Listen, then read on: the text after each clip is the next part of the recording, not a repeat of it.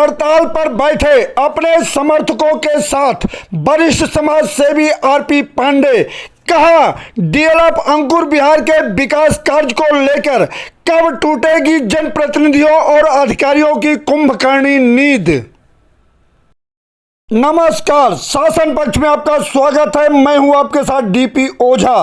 राजनीति की बलवेदी पर चढ़ रहा है डीएलएफ अंकुर बिहार की जन समस्याएं। वार्ड नंबर 33 डीएलएफ अंकुर बिहार की जन समस्याओं को लेकर पिछले 21 मई 2023 को वरिष्ठ समाज सेवी आरपी पांडे द्वारा प्रेस वार्ता के माध्यम से जनप्रतिनिधियों और संबंधित अधिकारियों को चेतावनी दी थी कि यदि 1 जून 2023 तक विकास कार्य शुरू नहीं हुआ तो करेंगे भूख हड़ताल।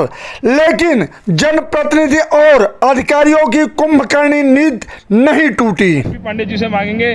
पांडे जी, सबसे पहला सवाल है कि आपने 21 तारीख को एक प्रेस वार्ता रखी थी कि प्रेस वार्ता पर भी शासन के कानों में जू नहीं रहेगी। सब प्रेस वार्ता और जनता का मैसेज इतना स्ट्रॉन्ग गया कि उसके अगले दिन से ही जीडीए ने ये रोड बनाना शुरू कर दिया था। और जबकि जीडीए बनाना नहीं चाह रहा था, जो मीडिया बंधुओं का, पत्रकार बंधुओं का प्रेशर बना, उस प्रेशर से यह रोड बनना शुरू हुआ। मैं आपको ये बता देना चाहता हूँ कि जीडीए को रोड ना बनाने के लिए रोका गया था। जल निगम गाजियाबाद ने जीडीए को लिखा था कि यह रोड ना बनाया जाए। इस पर हम सीवर लाइन डालने का कार्यक्रम करने चल रहे हैं। इसको अभी हम ये प्रोसेस में है। ये भी जानकारी मिली है कि यहाँ के कुछ जनप्रतिनिधियों ने भी इस रोड को रोकने के लिए कोई एप्लीकेशन वगैरह दी है। हम आपको बताना चाह रहे हैं कि आज की डेट में नहीं, ये चौथे महीने में ऐसा हुआ था कि हमारे माननीय विधायक जी ने भी लेटर दिया था और कुछ कार्यकर्ता हैं उन्होंने भी लेटर दिया था कि इसमें पहले सीवर लाइन डाल दी जाए तब बनाया जाए। तो जल निगम ने उनको कहा कि ठीक है, हम ऐसा करेंगे, लेकिन हमारा प्रोसेस चल रहा है। उनका प्रोसेस जो है कितने दिन में पूर्ण होगा यह आश्वासन किसी ने नहीं दिया था। जब हमने अपना भूख हड़ताल का मैसेज भेजा तब उन्होंने मुझे फ़ोन के द्वारा सूचित किया कि इस पर कार्य तो हम चालू कर रहे हैं, लेकिन सीवर डालने का इसमें प्रोसेस है।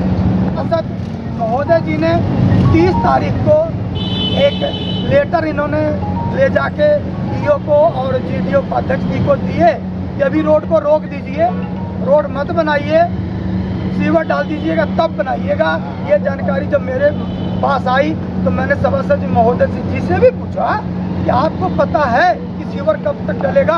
उन्होंने भी ये जवाब दिया कि ऐसा कुछ नहीं है, सीवर कब डलेगा ये मुझे भी नहीं पता है। तो हमने उनसे कहा फिर आप राजनीति बंद कर दीजिए और जनता के हित में कार्य कीजिए, रोड को बनने दीजिए। लेकिन ये सत्ता में जो भी बैठे हैं, मैं उनका नाम नहीं लेना चाहूँगा, उसने फ़ोन किया वहाँ पर जीडीए में ऊंचे लेवल से फ़ोन कराया गया हमारे सभासद महोदय के द्वारा कि ये रोड अब मत बनाइए आप।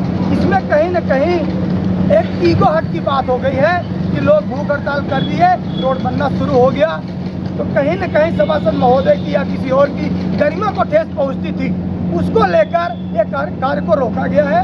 अब हम आपके द्वारा दोबारा से मैसेज देना चाहते हैं शासन प्रशासन को, यहाँ के उच्च अधिकारियों को, कि हम लोग भूख हड़ताल पर से अब तभी हटेंगे जब हमें यह लिखित रूप में आश्वासन दिया जाए कि सीवर कितने दिन, कितने महीने, कितने वर्षों में डाला जाएगा।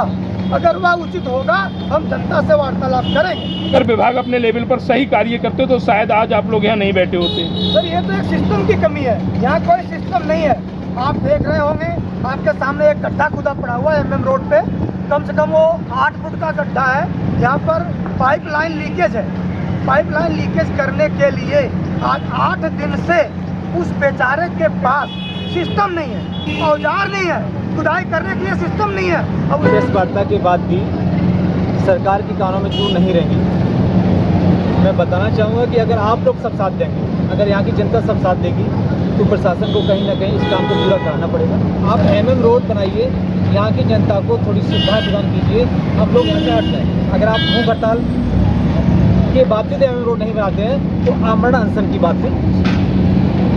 जनता के दुखों को नहीं समझ पा रहे हैं। जनता कितनी त्रस्त है यहाँ की MM रोड के लिए, आप सब लोग जानते हैं। अभी 2 महीने बाद बारिश शुरू हो जाएगी, हमारी माताएं, हमारी बहनें, तो कौन उनको सहारा देगा, बताइए। इस समस्या को लेकर चले हैं और ये 10 लोग बैठे हैं, लेकिन एक कारवां में बदल जाएगा, ये मेरा वादा है आपसे, क्योंकि ये एक मूलभूत समस्या है सड़क की। ये किसी पार्टी का कार्यक्रम नहीं है, ये कॉलोनी के समस्याओं का निस्तारण हेतु एक ये जन आंदोलन है और इसमें हर बंदे का कर्तव्य बनता है जो इस कॉलोनी के निवासी हैं कि आगे आके इस समस्या के निवारण के लिए इस भूख हड़ताल का साथ दें, इस जन आंदोलन का साथ दें। मिश्रा जी, अगर हम बात करें पहले जो कॉन्फ्रेंस रखा गया था उसके तहत उसके तुरंत ही बाद रोड पे कहीं कहीं रोड़ी बदरपुर डाल दिया गया, ये क्या मानते हैं आप? देखिए, सरकार जनता के टैक्स के पैसे से ही विकास कार्य करवाती है और जनता के लिए हुए फैसले पे, जनता के आंदोलन पे हमेशा ही उनको नतमस्तक होना पड़ता है। जब पिछले प्रेस रिलीज में हमारे साथियों ने ये सूचना दी कि आगामी 3 तारीख से हम लोग भूख हड़ताल पे बैठ जाएंगे, तो शासन प्रशासन ने कार्रवाई करते हुए रोड का कार्य स्टार्ट कर दिया था। कहीं न कहीं अंतर्द्वंद के कारण हमारे सामंजस्य आपस में कहीं ना कहीं सुचारू व्यवस्थित ना हो पाने के कारण हमारे ही कुछ भाइयों ने, प्रतिनिधियों ने इस रोड को ये कह के रुकवा दिया है कि पहले सीवर डलेगा उसके बाद रोड बनेगा। इस बिंदु से तकरीबन सभी लोग सहमत हैं कि सीवर बनने के बाद रोड बने, लेकिन सवाल ये उठता है कि सीवर कब तक बनेगा? किसी के पास ये कोई टाइमलाइन है? अगर टाइमलाइन है तो हम सब भी सहमत हैं कि पहले सीवर डलवा लो उसके बाद सड़क बनेगी, लेकिन सड़क का टेंडर हुआ पड़ा है, इस वार्ड के लिए राजस्व की अलॉटमेंट की हुई है और सीवर डलने का कोई प्रोसेस अभी तक हमारे पास नहीं है। हम आग्रह करेंगे कि हमारे कोई जनप्रतिनिधि, हमारे डीएम, एफडीएम, ईओ हमारे बीच आए और हमें ये आश्वासित करें कि आपका सीवर इस टेन्योर में कंप्लीट होगा, उसके बाद सड़क बन जाएगा, हम लोग भूख हड़ताल को समाप्त कर देंगे। जैसा निश्चित रूप से प्रशासन, जनप्रतिनिधि सभी समान रूप से जिम्मेदार हैं इस दुर्गति के लिए, इस क्षेत्र की दुर्गति के लिए, और जो आवश्यक कदम उठाने चाहिए थे और समयानुरूप उठाने चाहिए थे वो कहीं न कहीं उसमें कमी रही है। और वर्तमान जो परिदृश्य बना हुआ है, निश्चित रूप से प्रशासन और जनप्रतिनिधि दोनों समान रूप से जिम्मेदार हैं। आज़ादी के 75 साल बाद भी अगर जनता को अपनी जन समस्या के लिए ऐसे भूख हड़ताल पर बैठना पड़े तो ऐसी आज़ादी का क्या फायदा? ऐसी आज़ादी का क्या फायदा जब मूलभूत सुविधाओं को ही नहीं प्रदान किया जाता, तो ऐसे देश में लोकतंत्र फेल हो जाता है। कि पैसा ऊपर से, बताइए, विकास की गंगा चल रही है। हमारे प्रधानमंत्री जी कहते हैं सबका साथ, सबका विकास, सबका विश्वास, और सबका विश्वास में ऐसी स्थिति कैसे हो जाती है कि इंडिविजुअल कोई डिसीजन ले करके और इस तरह के निर्माण को बाधित कर दिया जाता है। नहीं हो रही है सरकार में।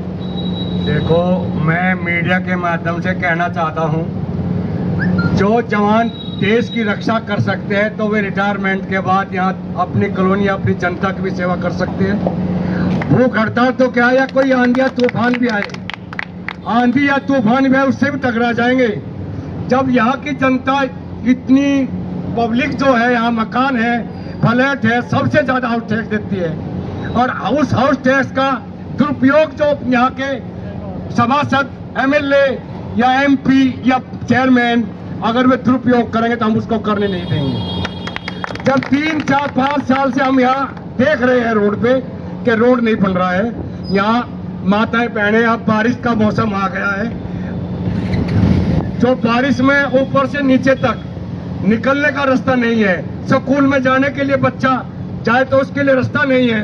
मान ले कल कोई न बात, कोई बच्चा हो, औरत को, कोई बच्चे वाली औरत है जिसको बच्चा होना, उसको कहाँ को लेके जाएंगे? अगर उसकी डेथ हो जाती है तो उसका भी जिम्मेवार प्रशासन होगा। ये रोड तो बन ही रहा था, आपको जैसा कि पता है, प्रशासन बना ही रहा था, इसको हर तरीके से चालू हो गया था काम, लेकिन यहाँ के जनप्रतिनिधियों ने इस पे एक लेटर देके ऑब्जेक्शन दे दिया, जिसकी वजह से ये रुक गया।